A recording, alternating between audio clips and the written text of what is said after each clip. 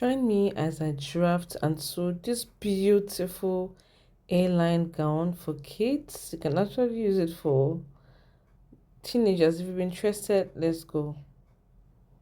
So now this is the fabric. I'm actually using a scuba net fabric, the padded one. I'll be using that bias and of course those designs as the roses, okay? So what I'll do, I'll go ahead and fold my fabric into two. That is cutting the front by the highest measurement of the body, then I'll add 5 inches. 4 inches is fine as well. I've taken the length as well. Okay, so now I'm taking the shoulder measurement. The next thing I'll be doing, I'll be taking the chest line measurement. Note there is no need for waist, hip and all that. Just your full length, your shoulder measurement, your chest line is okay. So I'm going ahead to replicate this. I've taken my shoulder stop, I've taken the mid of the arm side, I've taken the neckline. I took 2.5 by 2.5 inches because they are still children, okay? And then I'll take the bust measurement, I'll added 2 inches, then from there I'll draw it diagonally to meet the hem of the gown, okay? Then I don't want sharp edges, so I'll measure in order for me to give it a nice curve. I'm taking my arm side now. I came in by 0.5 inch for the front, but the back will still remain same. So I'll go ahead and cut.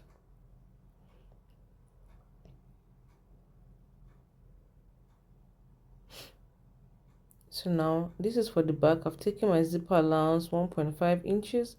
I'll place the front on it, and of course I'll cut as well.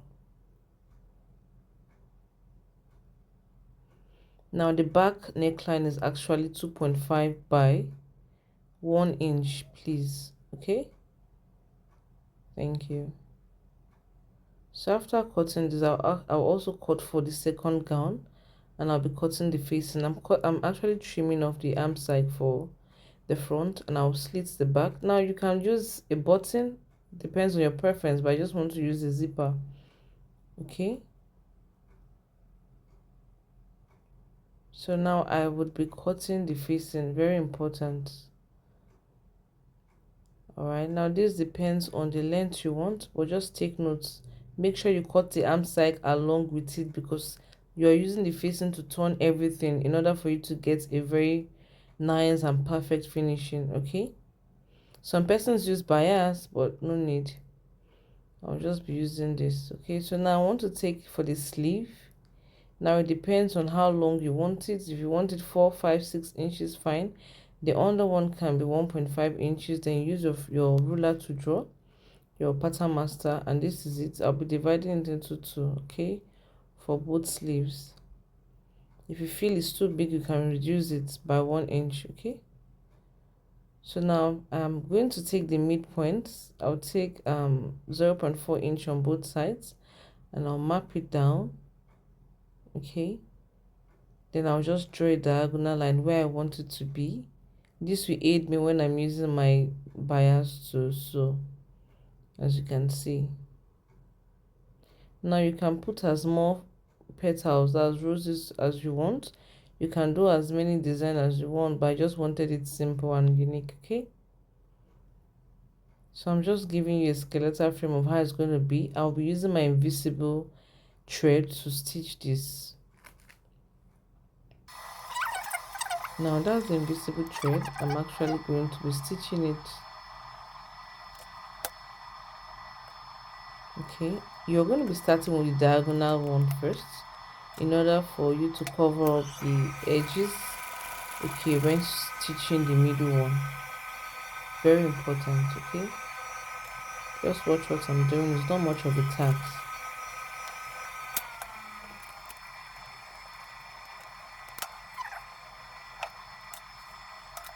So what I do for this, I will just go and do it for the rest. It's not much of a task, okay? When you have any excess, you just do well to cut it. So see what I'm doing? I'll stitch it down.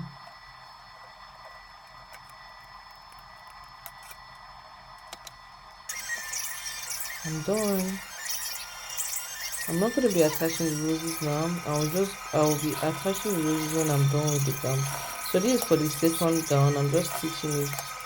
Okay, I did not show how to do this, but it's very easy just for you to use the facing to turn everything. Let's concentrate on the one with sleeve. Okay, so I'm going to be joining the shoulders together, the front and the back piece together, okay, using their shoulders. Now what I do for this, I'll replicate on the facing. Very important. Okay, as you can see, I have joined it. Now I am going to be doing same for the facing.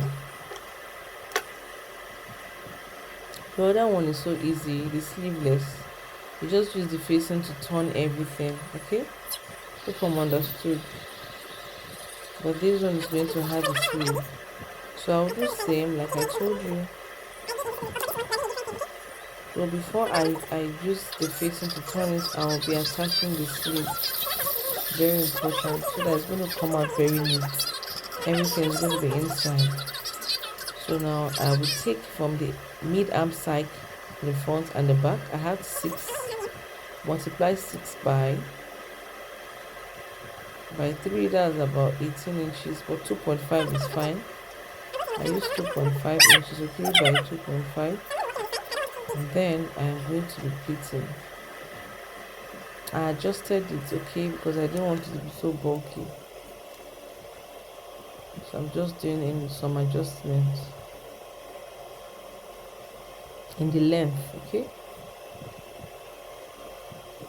So I married it to the other side, as you can see. I'll go ahead and cut.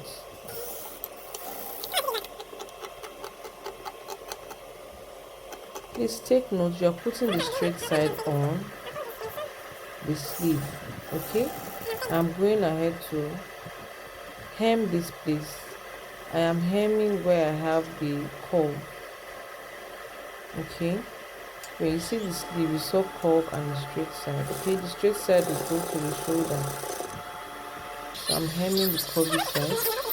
Like I told you, we're going to be using the mid of the hand side. I've gotten the mid of this sleeve. I'll pin it to secure it in place, and then I am going to be pleating, starting from where I have the mid of my arm side. That's 3 inches by the front, 3 inches by the back. That's how I'm going to start. So I'll replicate same for the other side, as you can see. Now the pleat depends on your preference, how you want it to be. Okay, so after pleating, it's not much of a task. I'm going to be cutting out the excess. As you can see, I'm done, and then we are going to be using the facing now to turn. This is a very interesting part. Okay, we're going to be using the facing to turn. I'm gonna have to secure it with pins, but then I'll be leaving the zipper area of 1.5 inch because I want it to be like an invisible sewing pattern of zip. Okay, like a ready-made dress. I'll just go ahead and stitch round. I'll leave the zipper distance. I've done how to fix a zipper properly on this channel. If you want to check it out, I'm going to be linking it on this video too. So I'll go and stitch and leave the zipper allowance there. As you can see, I've stopped. I didn't stitch to the end. I'll go ahead and notch to aid easy turning. You can as well cut off the excess if it's too much. Okay, so my subscribers, you rock. If you're new in this channel, you're welcome. So I'll go ahead and turn. All right, and then I'll be fixing the zipper. Okay, where I want the zipper to start from, I'm just gonna take note and stitch the other parts down. As you can see, I'll take notes. I'll be cutting the excess because they are babies and this zip is a bit long, so I'm just going to take note of where I want it to stop while I stitch the other part down.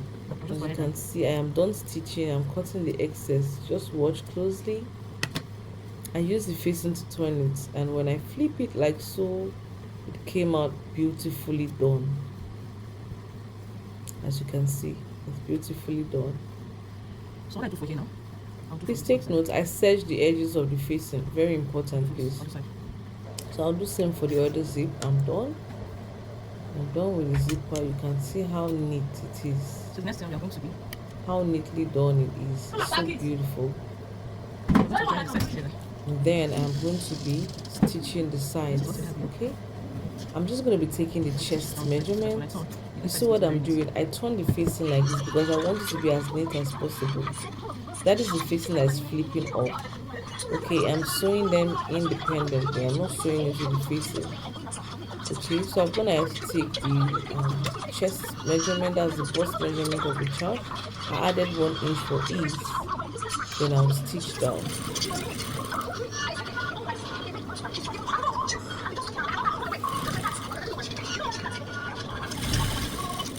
I'll stitch down. What I did for this, I'll do for the other side. Please take it.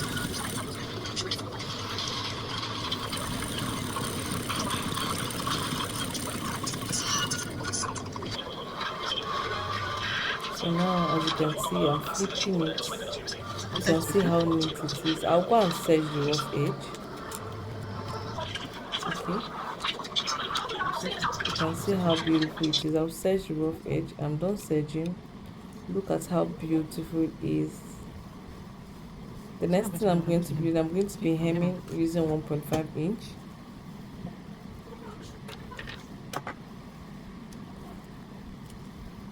I want to take notes so I don't make mistakes. Very important, please.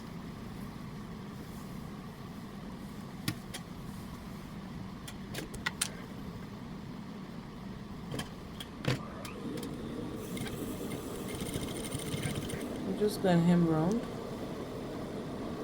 Be sure to give it a good press, please, after making it, so it's going to come out flawless. It's flawless, the right word to use. So it's going to come out very nice and neat.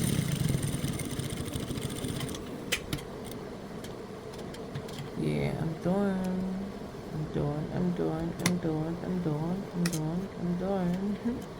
So let's now be attaching our petals. Now you can use any glue of your choice, but I'm going to be using a gum glue. Alright, a gum glue works with wax and of course electricity. So I'll just gonna use it in gummy. As you can see, I'll plug it, and when it starts releasing the wax, I'll use it in gummy. As you can see, it's not much of a tax. To my subscribers, again, you rock. Thank you for being with me thus far. If you're new in this channel, you're welcome. Kindly give us a thumbs up. Thank you. See you in my next video.